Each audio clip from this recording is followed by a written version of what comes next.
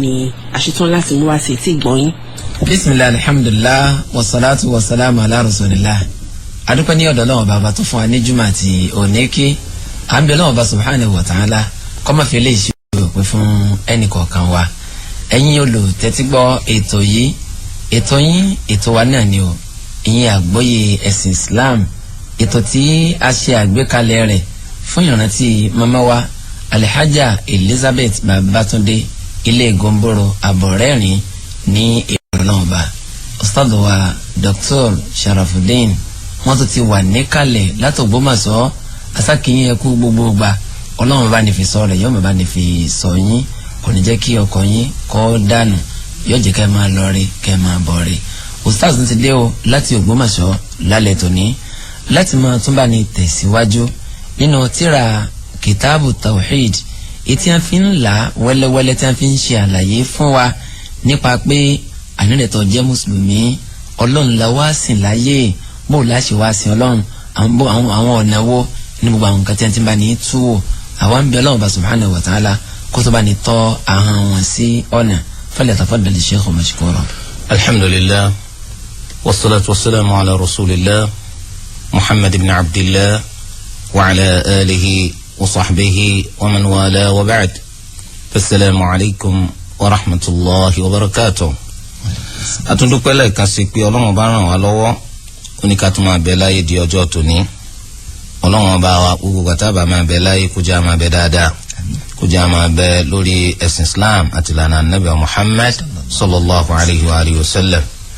Lẹ́yìn wá àgbà náà àlàyé wa tá à ń ṣe lọ nípa tawhid ó ní pé ó hàn nínú àwọn àyà al-Qur'an gẹ́gẹ́ bó ti ṣe jẹ́ pé Ọlọ́run ọba ẹlẹ́dàá wa bó ti ṣe pa wá láṣẹ ká sìn lóun nìkan ṣoṣo náà ló sì tún kọ̀ fún wa láti sìn nǹkan míì pẹ̀lú òun.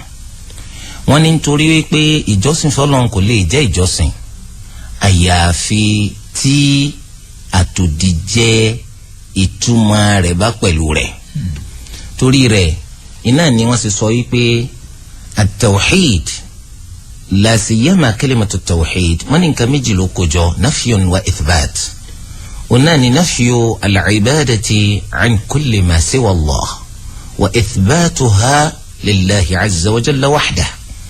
wọ́n ní ìjọsìn ò lè jẹ́ ìjọsìn lódodo àyàfi ní ìgbà tí a bá gbé ìjọsìn yẹn jìnnà sí gbogbo nǹkan míì tó yàtọ̀ sí Allah tá a wá fẹsẹ̀ rẹ̀ rinlẹ̀ gbẹ́ngbẹ́ng fún Ọlọ́run ọba ẹlẹ́dàá wa nìkan ìgbà náà níjọsìn ó tó jẹ́ jọsìn. Ọlọ́run ọba wa ń sọ nínú Suratu Nisa áyà 40 Ọlọ́run ní wa'budullah wala tushriku bihi shay'a. ẹ máa sin Allah Ọlọ́run ọba ẹlẹ́dàá wa lónìkan wala tushriku bihi shay'a ẹ ò sì gbọ́dọ̀ fi nǹkankan ẹ ò gbọ́dọ̀ fi sorogún pẹ̀lú Ọlọ́run. àwọn olùmọ́ni tá a bá wo kalimatu shay'a tó wà nínú àyà yìí wọ́n ní nakiratun fi siyaqin nafi fata'um gbólóhùn kan ni tó ṣe pé àlá àwa gbé wá nínú ọ̀rọ̀ tá a fi lé nǹkan dànù ó ń túmọ̀ sí wípé ẹ ò gbọ́dọ̀ fi nǹkan kan ohunkóhun ó lè jẹ́ ẹ gbọ́dọ̀ fi sorogún pẹ̀lú Ọlọ́run. nǹkan yẹn tóbi ni àbò kéré ilẹ̀ ló wà ní àbí sánmà ó ṣe é fojú gánni ni àbí kò ṣe é fojú rí. Allahu Rabbul Alamin Ọlọ́run tọ́jọ́ dé mi tọ́jọ́ dá ọ onìkan la gbọ́dọ̀ máa sìn a gbọ́dọ̀ fi nǹkan kan sorogún pẹ̀lú ẹ̀. téèyàn bá jẹ́ mùsùlùmí lódodo ó gbọ́dọ̀ jẹ́ pé Ọlọ́run ọba nìkan ní sìn kò gbọ́dọ̀ fi nǹkan kan bíi tí wulẹ̀ ó kéré máa sorogún pẹ̀lú Ọlọ́run. so ẹnìkan wá sọ pé yes èmi náà ń ṣe Islam mo sì ń gbìyànjú pẹ̀lú rẹ̀ pẹ̀lú so ṣùgbọ́n lẹ́ẹ̀kan láàrin mo tún máa ń ṣe nǹkan míì pẹ̀lú ẹ̀. Islam abula òun kọ́ ni Ọlọ́run ọba ń pa wá láṣẹ pé ká ṣe. Islam tó ṣe wípé yóò mọ kanga jìnnà sí gbogbo ntọ́jẹ́ mọ́ à ń pa nǹkan míì papọ̀ mọ́ lọ. báyìí ni Abubakar radiyallahu anhu rí bẹ́ẹ̀ ni Umar radiyallahu anhu náà rí Uthman àti Ali àti gbogbo àwọn sàhábà yòókù bẹ́ẹ̀ ni wọ́n rí.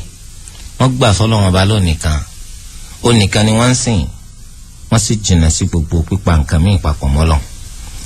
àṣẹ tí wọ́n ń pè ní tawhid nìyẹn ká sin Ọlọ́run ọba lónìí kan ká sì jìnnà sí mímú nǹkan míì papọ̀ mọ́ nínú ẹ̀sìn. Ọlọ́run ọba wa nínú al-Qur'an ó sì pa anabi sallallahu alayhi wa sallam láṣẹ ipe kó pe àwọn ẹni tọ́lọ́run ọba rán sí kí wọ́n wá tẹ́tí gbọ́ kí ni Ọlọ́run fi rán. Ó dàbí ẹlòmínà ni tó ní ok kí ni mẹ́sẹ̀gì tí Prophet Muhammad sallallahu alayhi wa sallam tó tẹ̀ mú wá fáyé afẹ́mà kí ni mẹ́sẹ̀gì tó mú wá fáyé. Nínú àyà yẹn Ọlọ́run ọba ẹlẹ́dàá wa nínú Suratul An'am Ọlọ́run ọba sọ gẹ́gẹ́ bó ti ṣe jẹ́ wípé iṣẹ́ tó ń fi rán Ànábì sallallahu alayhi wa sallam sí gbogbo àgbáńlá ayé ó ní àwọn àṣẹ nínú ó ní àwọn ìlànà tó pọ̀ ṣùgbọ́n àkọ́kọ́ àwọn àṣẹ àti ìlànà yìí òun náà ni o qul ta'alaw atlu ma harrama rabbukum alaykum alla tushriku bihi shay'a. Ẹ wá ẹ jẹ́ kí n kà sí yín létí ohun tí Ọlọ́run ẹlẹ́dàá yín ṣe léèwọ̀ lẹ́yìn lórí òun náà ni pé ẹ ò gbọ́dọ̀ fi nǹkan kan sorogún pẹ̀lú Ọlọ́run nínú ìjọsìn.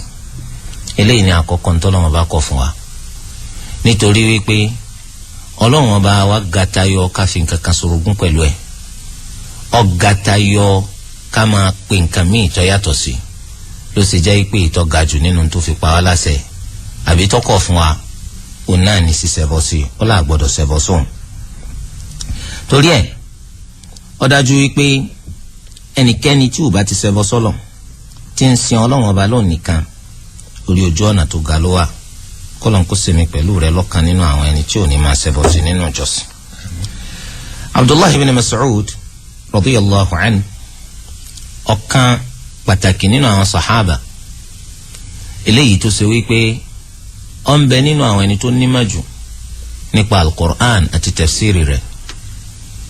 Ẹni tó ń sọ wípé kò sí àyà kan nínú al-Qur'an àfi kó wọn mọ ibi tọ́lọ́run ti sọ̀kalẹ̀ ìdí pàtàkì tọ́lọ́run sì fi sọ̀kalẹ̀. Ìbáṣepọ̀ mọ̀ pé nìkan mí ń bẹ tó mọ̀ nípa al-Qur'an jù ń lọ ni téèyàn sì lè gẹ̀sìn débi tó wà àbí ràkúnmí àwọn ọba tọ̀rí. Ibn Mas'ud yìí ọ̀nà là ń pè ní Ibn Ummi Abd sàhábà àgbàni òun là kọ́kọ́ ẹni tí ó gbójúgbóyà tọ́lọ kí al-Qur'an sí àwọn kèfèrí Mákà létí ní ìgbà tí ẹnìkan láyà láti ṣe bẹ́ẹ̀. Wọ́n lu Abdullahi ibn Mas'ud débi wípé àánú rẹ̀ sì ṣe gbogbo èèyàn ṣùgbọ́n kàkà kó rí ṣíṣe bẹ́ẹ̀ sá lọ́jọ́ míì ìṣe ní Ibn Mas'ud tún sọ pé wàláhì tí wàá nábì bá tún tọrọ pé kí n tún túnrú rẹ̀ sí lọ́la ń tún yára lọ sí ni. Ibn Mas'ud yìí tá a máa ń ka àwọn tírà hadith òun náà lẹni tó sọ wípé àmàrí táwọn olùmọ̀ sọ wípé wa qala Abdullah wa an Abdillah tí wọ́n bá dárúkọ Abdullah tí ó sì jẹ́ pé ó jẹ́ wọ́n ti dárúkọ Abdullah kan ṣáájú pẹ̀lú ọkọ bàbá rẹ̀ wọ́n tún wá tún Abdullah pè láì dárúkọ bàbá rẹ̀ sí tó bá jẹ́ kí wọ́n kàn pé Abdullah lásán tí èsì pé wọ́n fi ń rìfà sí Abdullah kan pàtó tí wọ́n ti wí ṣáájú Abdullah bin Mas'ud ni òun lẹni tó ṣe pé tí wọ́n bá ti dárúkọ rẹ̀ wọn ò nídìí láti forúkọ bàbá rẹ̀ sí nínú gbogbo àwọn àbádìlà tani radiyallahu anhu.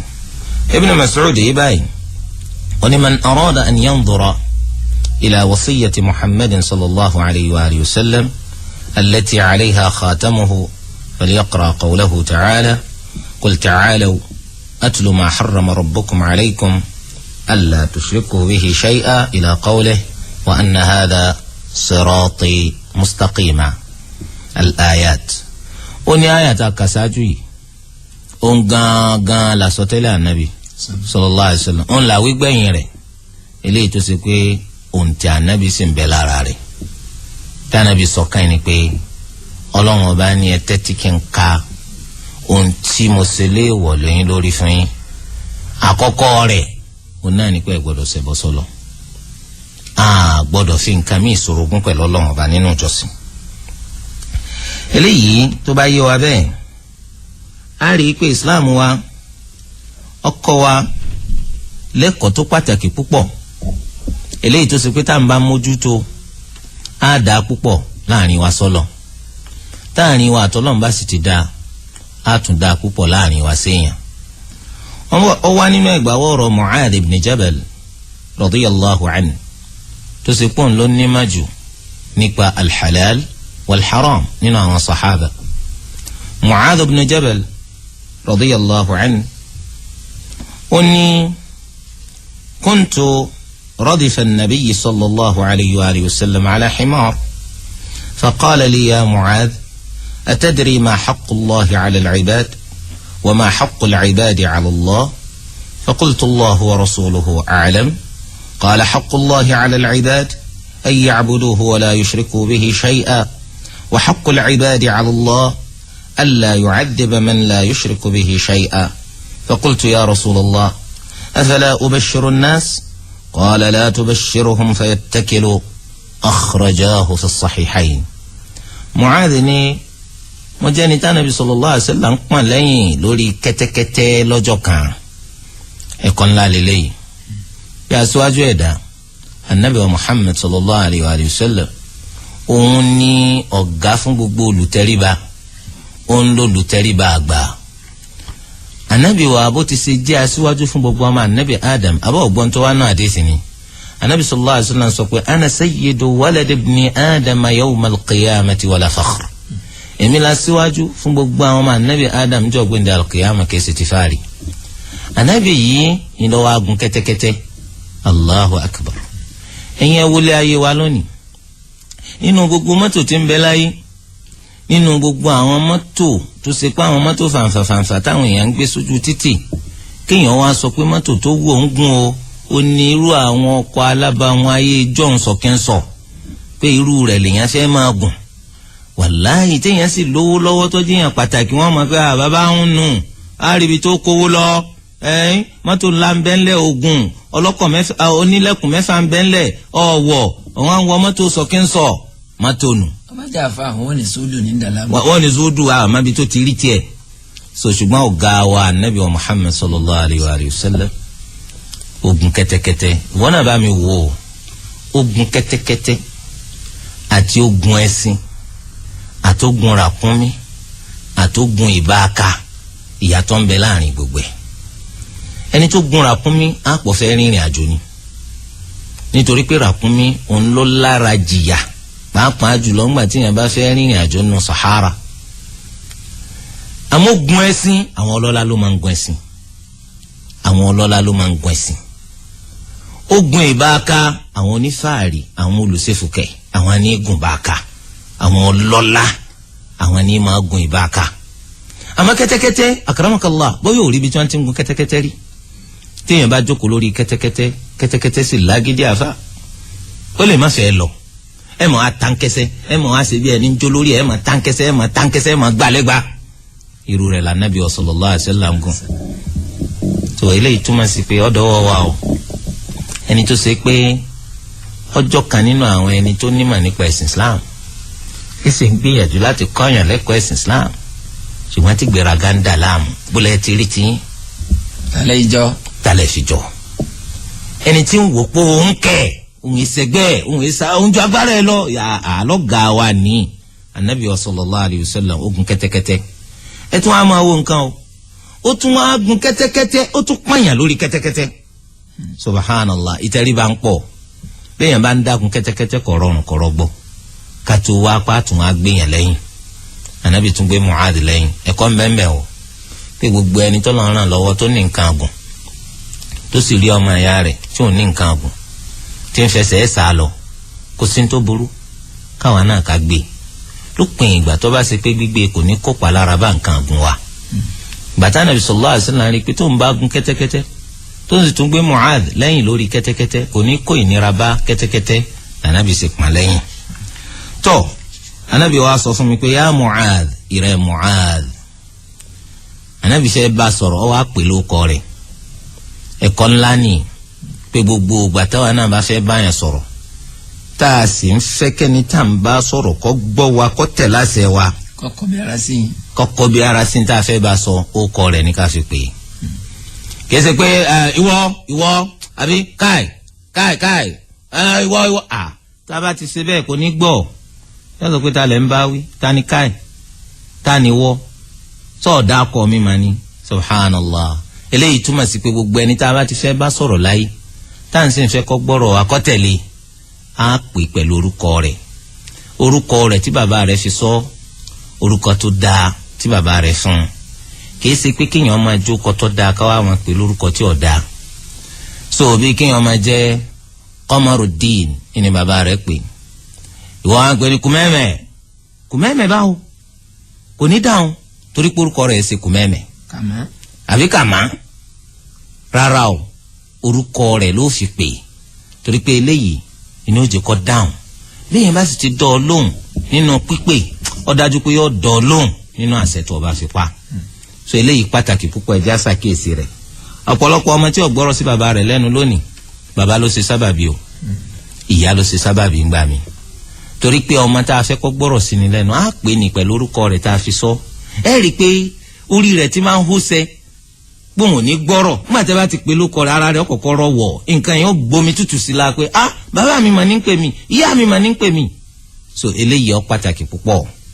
torí ẹ̀ ká kẹ́kọ̀ọ́ látara anabi wa Muhammad sallallahu alayhi wa sallam pé wa Mu'adh atadri ma haqqullahi ala al-ibad wa ma haqqul ibadi ala Allah.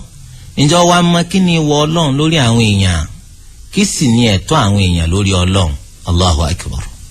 ìbéèrè lànàbì ń ṣe yìí o nípa nǹkan tí ànábì rò pé sàhábà ọ̀mà. ẹ̀kọ́ ńlá ń bẹ ń bì fáwọn olùkọ́.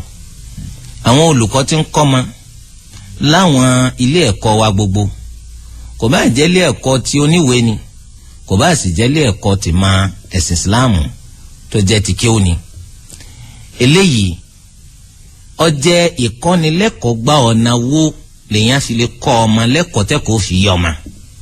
tí ọ̀pọ̀lọpọ̀ nínú àwọn ẹni tí wọ́n ń ṣe tíṣà wọ́n ń gbìyànjú púpọ̀, wọ́n sì ń ṣe wàhálà gan kéèyàn ó tó pèsè lesson note, kó tó máa dramatize rẹ̀ nínú yàrá bò ní ṣe kọ́ ma, kó sì tó rí gbé kalẹ̀ níwájú àwọn ọmọ, kó tún wá máa fi làákà ìwò pé ṣé tí mò ń sọ sì ń yé àwọn ọmọ yìí, ṣé sì ń yé wọn, ṣé wọ́n mà.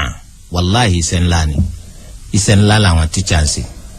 èyí sì ṣiṣẹ́ kékeré ni àwọn mùálímù ń ṣe níbi àti kọ́ àwọn ọmọ lẹ́kọ̀ọ́ kún wọ́n yè kúrò. ṣùgbọ́n o ọ̀pọ̀lọpọ̀ wàhálà ìní ń lọ lásán, nítorí pé ẹni tí ń kọ́yàn lẹ́kọ̀ọ́ tí ò bá mọ ọ̀nà tó yẹ ká gbé ẹ̀kọ́ gbà, ọmọ tá à ń kọ́ lẹ́kọ̀ọ́ gan ẹ̀kọ́ ò ní yé, àkọ́dànù ni ó máa jẹ́ lọ́pọ̀lọpọ̀ gbà. ẹ rí ọmọ tá à ń kọ́ lẹ́kọ̀ọ́ tó ṣe pé à ń kàn rojọ́ wájú rẹ̀ ni, tá à ń kàn ṣàlàyé ni, Ọlọ́run méjì ó jẹ́ pé àṣedàálẹ̀ lásán làlàyé wọn máa jẹ́ lọ́pọ̀lọpọ̀ gbà. torí kì í ṣe gbogbo ẹni tí ó mà ní máa mọ̀ pé wọ́n mà, yìí sì sí gbogbo ẹni tá a fẹ́ kọ́ lẹ́kọ̀ọ́ ní máa ma báwo lẹ́kọ̀ọ́ tá a fẹ́ kọ́ ti ṣe pàtàkì tó. ìdí nìyí tó fi jẹ́ pé olùkọ́ máa làágùn níwájú àwọn ọmọ tí ń kọ́ lẹ́kọ̀ọ́, ikùn mọ́ tí wọ́n máa bọ́ sí tòsí lórí ipò fẹ́ ṣàlàyé fún wọn kó yé wọn. kódà gan ọ̀pọ̀ àìmọye olùkọ́ ńlọmọ tá à ń kọ́ lẹ́kọ̀ọ́ ti sọ lórúkọ tí èsì tiẹ̀, wọ́n lè máa pè ní disco master, nítorí pé bó ń ṣe ń lọ tó ń bọ̀ tó ń ṣàlàyé fún wọn pé kó yé wọn. ẹ rí tí ò yé yín pé kẹrì yọ máa jó ní ìṣe o, Michael Jackson ni o, kìnnìkan ni o, wọ́n máa sọ àwọn olùkọ́ lórúkọ oríṣiríṣi, nígbà tí olùkọ́ náà tó ṣe pé bóyá àlàyé lásán ló mọ̀, òun ọ̀mọ ọ̀nà míì tá a lè gbẹ́kọ̀ọ́ gbà. tá a bá sì wádìí dáadáa nínú súnà anábì sallallahu alaihi wa sallam, tó bá jẹ́ pé a bá fẹ́ kọ́ tírà tarbiyya nípa ọ̀nà tó ń gbà kọ́yàn lẹ́kọ̀ọ́, ètò túmọ̀ sí education, a rí i pé n tá a rí mú jáde nínú teaching methodology nínú súnà anábì sallallahu alaihi wa sallam ọ̀pọ̀ gan. ọ̀kan nínú rẹ̀ lórí pé ọmọ tá à ń kọ́ lẹ́kọ̀ọ́ a gbọ́dọ̀ máa sọ̀rọ̀ lásán láì jẹ́ pàǹbí léèrè, a máa bí wọ́n léèrè bá ń ṣe ń kọ́ wọn. torí pé ọmọ tá à ń kọ́ lẹ́kọ̀ọ́ tá a bí léèrè láàrin ìgbà tá à ń kọ́ lẹ́kọ̀ọ́ nípa nǹkan míì tá a ti ṣàlàyé fún un, ọ̀pọ̀lọpọ̀ àlàyé lẹ́sẹ̀ lẹ́jáde lọ́mọ ọmọ sọ fáwọn ẹlẹgbẹ́ rẹ̀ pé gbogbo ohun tí sọ lèmi náà mọ̀ o, kí ni ń sọ gbogbo ẹ̀ ló wà lórí mi. àmọ́ ńgbà tẹ́ bá béèrè tẹ́ bá ní òkè ta ló mọ nǹkan báyìí tí kálukú ń wojú ara wọn sínú kíláàsì ni àmọ́ ni sa sẹ́wọ̀n kí tó bá ti ní àmọ́ so tólùkọ́ bá ṣàlàyé pẹ̀lú ògo Ọlọ́run tí wọ́n bá fi lè gbọ́ wọn ò tún gbàgbé máa láyé wọn. yàtọ̀ sí tá nǹkan ṣàlàyé dàálẹ̀ tó ṣe pé àwa láti gbọ́ lẹ́nu àwọn ọmọ yẹn pé tá nǹkan yín so yé yín sẹ́yìn náà sì ti lóye ń pa rẹ̀ ká tó wí. so eléyìí jẹ́ ẹ̀kọ́ ńlá tó yẹ kí àwọn teachers àwọn lecturers láwọn universities wa àti higher institutions wa kí wọ́n kẹ́kọ̀ọ́ látara rẹ̀. ọ̀pọ̀lọpọ̀ tó bá ti wọnú yàrá akẹ́kọ̀ọ́ yọkàn máa sọ̀rọ̀ ni wàhálà gidi ló ń ṣe ṣùgbọ́n wàhálà tó ń ṣe kò méso jáde torí pé àwọn ọmọ tó ń kọ́ lẹ́kọ̀ọ́ ò jẹ́ kí wọ́n mọ báwo làwọn ṣe ń bùkátà tó ń sọ sí. ìbéèrè ní sì mú ní mà wípé àwọn ọmọ yóò mà àwọn náà sì ṣì mọ̀ pa àmà wọ́n mọ̀ wá retí kọ́ dá wọn lóhùn. ìdínú tó fi já pé nínú súnà anábì sallallahu alaihi wa sallam a rí wípé oríṣiríṣi ọ̀nà lọ́wọ́ à ń bẹ̀. ẹnìkan wọn ní mọ́ṣáláṣí ó ṣe sọ̀láàtì ó ṣe báṣubàṣu ó sì wá sálámù sànàbí ànábì dá lóhùn. ó ní irji' fa salli fa innaka lam tusalli lọ tún sọ̀láàtì ṣe torí ò tí ì ṣe sọ̀láàtì. ó tún lọ tún ṣe ó ṣe bẹ́ẹ̀ lórí ẹ̀mẹ́ta àló ò tí ì ṣe sọ̀láàtì. ọ̀rọ̀kùnrin yìí ọ̀làhùn ó ní wa ànábì sallallahu alaihi wasallam èmi ọ̀ma sọ̀láàtì ṣe jù báyìí lọ ẹ dákun ẹ kọ́ mi. so tí wọn bá wá ní lọ́túnṣe kò ní làwọn. so eléyìí ń bẹ nú ẹ̀kọ́ eléyìí tá nàbì sallallahu alaihi wasallam ti máa ṣe fún yẹn. ọ̀pọ̀ àìmọ́ yìí gbà nànàbì ó sì ṣàlàyé fún wọn láì jẹ́ kí wọ́n béèrè. so eléyìí náà ń bẹ nú ẹ̀kọ́ ká máa pààrọ̀ mẹ́tọ́ọ̀dì tá à ń fi kọ́ ma kọ́ máa jórí sí kan náà jojúmọ́. wọ́n máa jẹ́ pé tá a bá ti gbé notebook wa á kàn máa kà á náà ni ẹni tó bá fẹ́ ọkọ́ ẹni tó bá fẹ́ ọmọ kọ́ tiyín bá yín. so eléyìí kò lè jẹ́ káwọn ọmọ wọn ní lọ síwájú. so eléyìí jẹ́ kọ́ látọ̀dọ̀ anabi wa Muhammad sallallahu alayhi wa sallam. anabi wa ni sọ ọmọ kí ni ẹ̀tọ́ Ọlọ́run kí ni wọ rẹ̀ lórí wa. bẹ́ẹ̀ ni Ọlọ́run bá níwọ̀ lórí wa jàmá. Ọlọ́run bó lè dá wa dá a bá a ṣe dá a yìí kó sì ṣe àgbégun oríkèé wa bó ti ṣe gúnrégé yìí kó wa jẹ́ lórí asán lásán ni ló ṣe dá wa. Ó gbọ́dọ̀ ní ìwọ̀ kan lórí wa. ìwọ̀ yìí òun náà ni títà òhídì dálé lórí jàmá. wọn náà wúra rẹ̀ wò dún wájú díngì wọn ní ẹnìkan ọgbìlì wàláì kò sẹ́ni tí ò dá nínú gbogbo ẹ̀dá Ọlọ́run ọba tọ́lọ̀ ń dá kò sẹ́ni tí ò dá torí tí wọ́n bá lẹ́nìkan kù díẹ̀ káàtó sáwó tiẹ̀ tó dá gbogbo wa lọ́lọ́run ọba dáadáa. Ọlọ́run ní laqad khalaqnal insana fi ahsani taqwim ọ̀nà tó dáa lágbà sí àgbégùn ara èèyàn torí ẹ̀ gbogbo wa lọ́lọ́run ọba dáadáa. ọ̀rọ̀ yìí pé ẹnìkan wá wà tí ọ̀dà kò sí ókè Ọlọ́run dá ọ̀dà ìwọ náà wo díngí kó wúra rẹ̀ wò bó ṣe dáa ló sì jẹ́ pé Ànábì sallallahu alayhi wa sallam tó bá wo díngí ó máa ń sọ pé Allahumma hassin khuluqi kama hassanta khalqi. ìwọ Ọlọ́run ọba bá mi tún ìwà mi ṣe o gẹ́gẹ́ bó ti ṣe jẹ́ kí àwọ̀ mi ó dá àwọ̀ mi dá jẹ́ kí ìwà mi náà dá. torí ẹ̀ sọ́lọ́run bá wa lè dá wa dá bó ṣe dá wa yìí kó wá jẹ́ pé kò níwọ̀ kan lórí wa. ṣebí bàbá wa nu bíbí làwọn bí wa ìyá wa nu bíbí làwọn bí wa gẹ́gẹ́ bá ṣe ṣàlàyé lọ́sẹ̀ tó kọjá wípé síbẹ̀síbẹ̀ wọ́n níwọ̀ lórí wa bó wa lọ́lọ́run ọba tó pilẹ̀ dá wa kọ́ wa ní níwọ̀ lórí wa bí. so Ànábì béèrè bẹ́ẹ̀ ǹjẹ́ ọmọ kí ni wọ Ọlọ́run lórí yín kí sì lẹ́tọ̀ọ́ ti yín lórí Ọlọ́run Allahu Akbar pé èèyàn náà tún lẹ́tọ̀ọ́ lórí Ọlọ́run. ní tí wọ́n ń pè lẹ́tọ̀ọ́ ó ní tí wọ́n bá fún ọ lẹ́rọ̀ ó lè gbà lágbára. ṣé àwa lẹ́tọ̀ọ́ kan lórí Ọlọ́run tọ́nà wọn bá fún wa tá a pọ̀ lọ́n lẹ́jọ́ kóòtù wo làbá gbọ́ lọ́n lọ. àánú Ọlọ́run ni torí pé inna Allaha yujibu ala nafsihi ma sha'a kama harrama ala nafsihi ma sha'a. Ọlọ́run máa ń ṣe ní tó bá fẹ́ lọ́ràn àyàn lórí ara rẹ̀ ó sì ṣe ní tó fẹ́ léèwọ̀ lórí ara rẹ̀ ó ṣe lọ́ràn àyàn lórí ara rẹ̀ pé a ní ẹ̀tọ́ kan lórí òun táwa náà bá ti pé ìwọ òun ó sì tún ṣe léèwọ̀ lórí ara rẹ̀ pé kò wọ́n ṣàbòsí èèwọ̀ ni Ọlọ́run ọba ló wù fúnra ara rẹ̀ ló ṣe àbòsí léèwọ̀ lórí ara rẹ̀. eléyìí jẹ́ ìbéèrè èyí tá Ànábì sallallahu alayhi wa sallam tó bí Mu'adh wa ní Allahu wa rasuluhu a'lam Ọlọ́run àtòjíṣẹ́ rẹ̀ lọ́mọ o èmi ọmọ o ẹ̀kọ́ ńlá tún lè léyìí fáwọn ọmọ wa tí ń kẹ́kọ̀ọ́ tí wọ́n bá bí ọ léèrè nǹkan kan tó o bá mọ̀ kọ́ ọlọ́mọ o. bẹ́ẹ̀ náà ni ẹni tó jẹ́ olùmọ̀ òun yóò wò ó lè máa kọ́yàn òun yóò wò ó lè máa á lè má gbogbo nǹkan tán gbogbo nǹkan bá bí wá tá a bá mọ̀ ẹ̀já apá àmọ̀ nítorí gbà tá a bá sọ pé amanta àmọ̀ tásìrí ọba tú lónìí sẹ́ni tá a parọ́ fún ọ ń bọ̀ wá tú lọ́la so ńgbà tá kára bá sì ti tú sépo àṣírí túnú èèyàn wá ní rí ẹni parọ́ ọrú rẹ̀ fún máa ń mi. tọ́ kọ́nà bá ní sàn sítádọ̀ wà ní ẹ̀sán olóore abẹ́rẹ́ pé nǹkan kí sẹ́sẹ̀ ràgó bọ́ sọnù wọ́n lọ jẹun sọ̀bọ̀sọ̀bọ̀ wọ́n ní lọ sọnù bó tuntun jẹ́ náà wọ́n lè gun wọ́n ní lọ ń jẹ kọ́lọ́ba ní sàlékún ìmà ọgbọ́n àti àgbékalẹ̀ ustaz wa. ẹ̀rí wípé nǹkan lágbára ń bi ọ̀rọ̀ ń ṣe ọlọ́run sallallahu alayhi wa sallam ẹ̀wò bí a ṣe ń fa kò mú òkọ bí a ṣe ń fa ayọ̀ àwọn ẹ̀kọ́ lóríṣiríṣi nípa bá a ṣe ń bọ́mọ ẹ̀dá ènìyàn wò àwọn ẹ̀kọ́ nípa bó la ṣe dání lẹ́kọ̀ọ́ tẹ́kọ̀ọ́ fi yé ni àlékún ìkẹ́ ọlọ́run bá ní ṣe fún àníbùwà Muhammad bí yóò ṣe máa lálẹ́ tòní ònà pẹ̀lú ògbólọ́dọ̀ náà ọba tó bá tó di jọ́ mẹ́jọ ustaad ó tún wà àwọn ni wọ́n máa wá àwa náà ni wọ́n sì ní wọ́n máa bá wọn à ní fi wá ṣe ẹlòmíràn lágbára ọlọ́run. ǹjẹ́ olóòtú ètò ni Alhaji Abdulrasheed Abdulaziz bákan náà ọpẹ́ lọ́wọ́ ẹni tí ń gbé sókè tí ń gbé sílẹ̀ tẹ̀fí ńlá nfààní láti gbọ́ wa kétékété nílé ọmọ ìyá yín nínú ẹ̀sìn Islam Abdulrahman Ọlálékan Muhammad Al-Awwal títí ọjọ́ mẹ́jọ náà màá sàlámà.